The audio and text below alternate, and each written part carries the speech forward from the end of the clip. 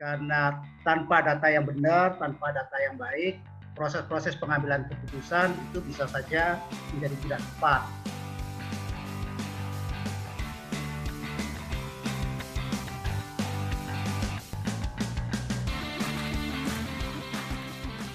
Sebelum kita mulai diskusi, saya ada sebuah analogi dalam sebuah film Moneyball. Jadi dalam sebuah film ini diceritakan seorang manajer di Oakland Athletics, sebuah klub bisbol di Amerika, yang dia punya problematika keuangan untuk menggaji pemain, lalu kemudian dia bertemu dengan Bill Benney, bertemu dengan asistennya Peter Brand. Dia kemudian berdiskusi bagaimana menyelesaikan ini. Nah, dari diskusi itu keluarlah sebuah metode statistik untuk bagaimana mereka kemudian bisa membawa strategi yang berbasis data. Jadi dari strategi itu lahirlah bagaimana mereka harus membeli pemain, memilih pemain, dan sampai analisis lawan dan strategi yang akan mereka turunkan. Di awal-awal mereka banyak tantangan, tapi kemudian setelah berjalannya waktu mereka 20 kali mencetak rekor kemenangan berturut-turut. Lalu kemudian di game FM, sebuah game yang sangat terkenal itu juga basisnya adalah data, yang bahkan FM ini bisa dipakai oleh beberapa klub untuk menjaring bibit-bibit unggul. Juga di Jerman di tahun 2014 ketika mereka menjuarai Piala Dunia, mereka berhasil melakukan pendekatan berbasis data juga, di mana mereka kerjasama dengan perusahaan SAP untuk melihat, menganalisis dari sisi pelatihan dan juga bagaimana kelemahan lawan. Dari situ mereka akhirnya bisa salah satunya juara untuk Piala Dunia 2014. Nah, lalu bagaimana ketika data ini kita terapkan dalam sebuah kebijakan? Bagaimana data driven ini bisa kita pakai untuk menentukan kebijakan desa? Lalu bagaimana upaya nanti pengumpulan data itu dan hingga analisis datanya bisa dilakukan? Dan bagaimana juga analisis data itu didorong untuk hari ini keempat pembicara akan banyak membahas soal itu. Pembicara pertama kita adalah Pak Hambali, ya tadi disampaikan Pak Sam bahwa beliau adalah mitra kami, lokasinya di Jambi. Nah, saya perkenalkan dulu, beliau ini sudah 35 tahun bekerja di NGO, banyak melakukan kerja pemberdayaan dan pengorganisan masyarakat. Atas dedikasinya ini, maka beliau mendapatkan sebuah penghargaan Asoka Fellowship pada tahun 2007, karena gagasan dalam membangun gerakan sosial dan social entrepreneurship. Nah, pada pendanaan Teksa Sumatera yang kedua ini ke Mitra Aksi, mereka juga mendorong sistem informasi desa yang diaplikasikan di sana. Nah, mari kita lihat bagaimana Pak Hambali dan rekan-rekannya mendorong sistem informasi desa ini dilakukan di daerah mereka. Silakan Pak Hambali. Baik, tadi Pak Sam dan juga Yuda sudah menyampaikan background-nya atau latar belakangnya. Kita semua sepakat tentunya bahwa data ini menjadi sangat penting sebagai landasan kita untuk membuat keputusan-keputusan. Karena tanpa data yang benar, tanpa data yang baik, proses-proses pengambilan keputusan itu bisa saja menjadi tidak tepat. Ataupun kalau tepat, tentu kurang tajam. Saya pikir ini yang menarik dan itu semua kita sepakat. Nah, dalam konteks mitra ASI, kita melihat ada peluang yang memang perlu dibangun, terutama di Undang-Undang Nomor 6 Tahun 2014 tentang desa. Ada ruang di sana yang cukup luas untuk memberdayakan pemerintah desa bagi menggunakan data ini dengan baik, yang kemudian diintegrasikan ke dalam sistem informasi desa. Terkait dengan sistem informasi desa itu juga di pasal 86 Undang-Undang Desa, bahkan di ayat 2-nya itu memang pemerintah, baik itu pemerintah pusat maupun pemerintah kabupaten dan provinsi itu wajib untuk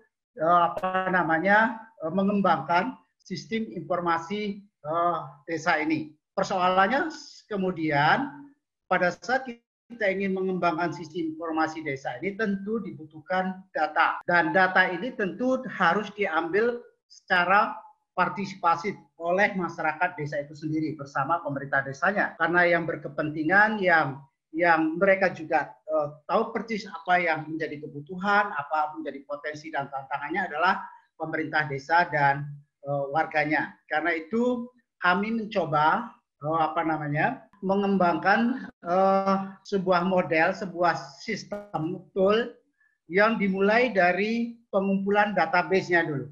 database ini berhubungan dengan kondisi spasial dan juga berhubungan dengan kondisi sosial, ekonomi, dan isu-isu tematik yang ada di desa itu sendiri. Karena yang akan menggunakan untuk kepentingan kebijakan adalah mereka. Maka ini dilakukan secara partisipatif dalam bentuk sensus. Jadi semua pemerintah desa bersama warga desanya terlibat bersama-sama untuk menyiapkan semua informasi dalam bentuk data, baik yang berhubungan dengan spasialnya, geospasialnya, maupun yang berhubungan dengan data sosial, ekonomi, bahkan isu-isu tematik. Itu yang kita coba lakukan di beberapa desa. Jadi kebetulan dengan teman-teman TFCA yang disupport oleh teman-teman TFCA ini ada di 6 desa di wilayah kawasan penyangga Taman Nasional di Kabupaten Merangin.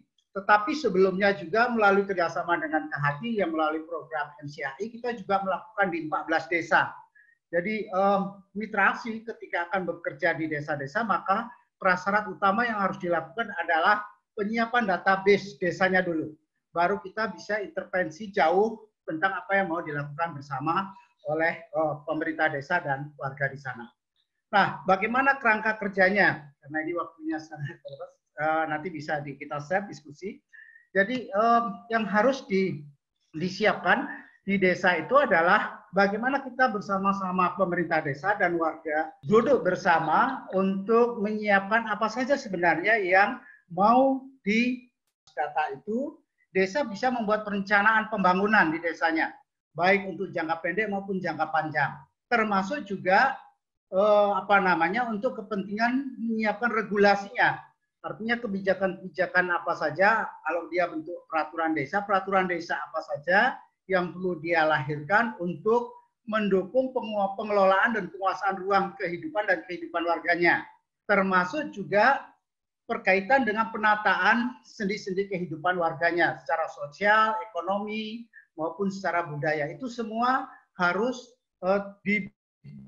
didasari dengan data yang benar, data yang bisa diupdate setiap saat ketika terjadi perubahan-perubahan. Proses-proses ini yang kemudian menghasilkan, saya pikir bisa terus, Mas. Proses-proses ini yang kemudian bisa menghasilkan banyak sel-sel data yang bisa dimanfaatkan oleh banyak pihak, gitu ya. Ada yang berkaitan dengan kalau kita mau bekerja untuk isu-isu bentang alam yang hubungannya dengan geospasial, di sana mereka di desa itu sudah tersedia cukup lengkap datanya. Dan kemudian kalau mau berintervensi terkait dengan kondisi sosial, budaya, juga datanya ada di desa. Kalau mau berhubungan dengan isu-isu tematik, misalnya berkaitan dengan hutan, berkaitan dengan kebencanaan, berkaitan dengan resolusi konflik, juga datanya sudah lengkap di desa, karena kemudian ada set-set mana yang sangat krusial untuk diintervensi. Saya pikir ini yang juga menjadi penting. Nah, di beberapa tempat kami minta izin ke pemerintah desa dan warganya untuk kemudian database itu bisa diolah menjadi bentuk informasi pengetahuan yang bisa di-share oleh banyak pihak. Karena kalau database-nya sendiri itu ada di desa, yang tidak semua orang bisa suka hati untuk mengambil, karena itu adalah hak propertinya pemerintah desa dan warganya. Kita harus benar-benar minta izin kepentingannya untuk apa. Jadi tidak dipublish secara bebas yang kemudian bisa disalahgunakan. Itu yang saya pikir menjadi penting. Lanjut, Mas. Nah, beberapa hal yang saya pikir menjadi penting dalam pengelolaan database ini memang tidak mudah yang seperti kita bayangkan, karena memang ada banyak persoalan. Ya, di lapangan misalnya ya, selama ini data itu belum dianggap menjadi sesuatu yang penting oleh pemerintah desa. Sehingga kita perlu meyakinkan pemerintah desa bahwa tanpa data yang benar, tanpa sistem informasi desa yang benar, ini akan akan menjadi masalah ketika misalnya pemerintah desa membuat kebijakan. Meyakinkan itu juga perlu waktu tersendiri untuk meyakinkan. Tapi begitu pemerintah desanya paham dan dia tahu kegunaan pentingnya data itu cepat Dan biasanya mereka juga kemudian menyiapkan segala keperluan untuk penghimpunan data ini secara bersama-sama.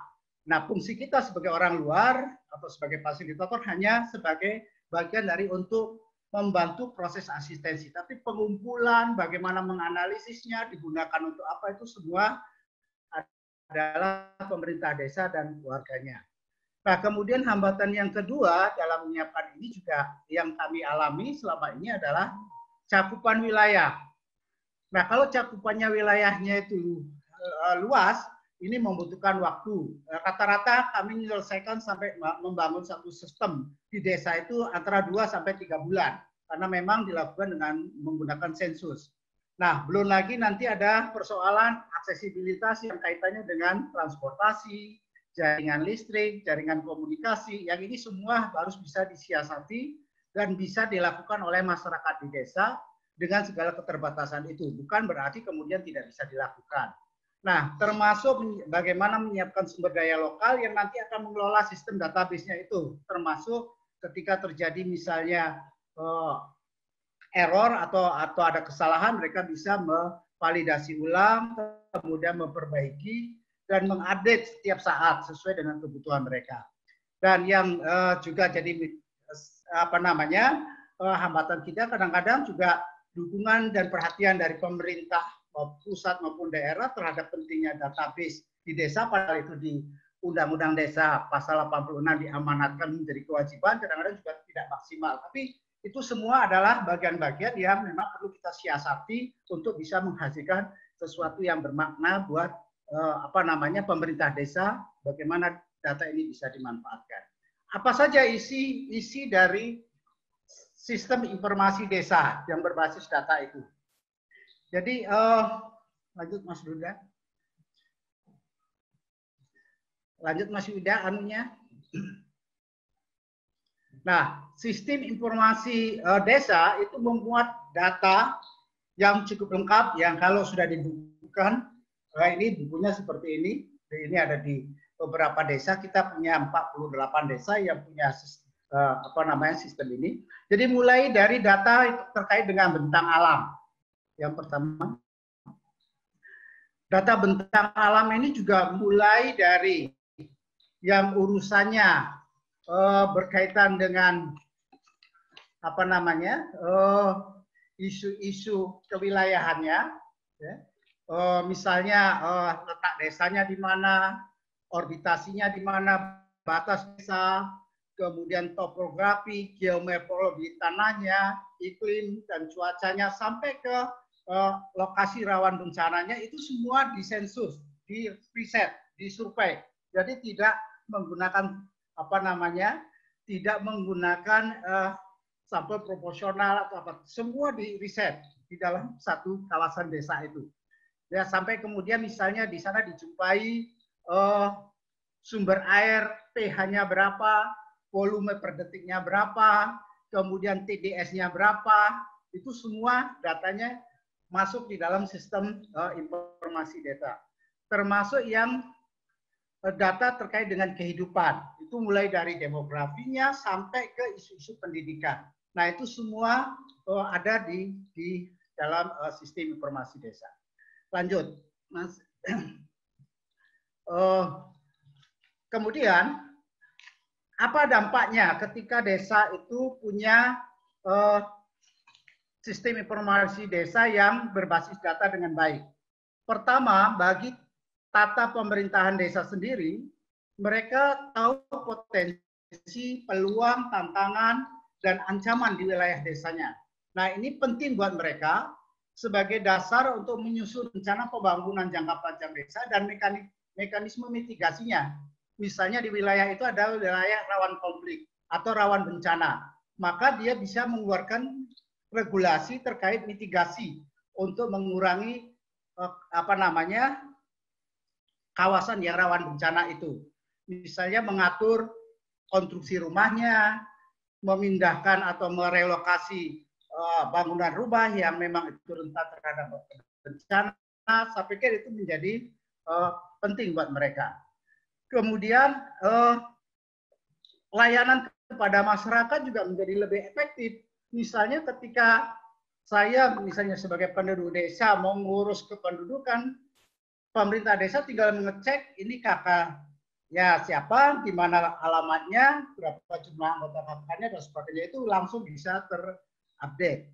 Termasuk ketika misalnya pemerintah desa ingin melihat luas lahan saya berapa hektar sih, ditanamin apa, kemudian sekarang berproduksi atau tidak, itu langsung bisa dicek oleh pemerintah desanya.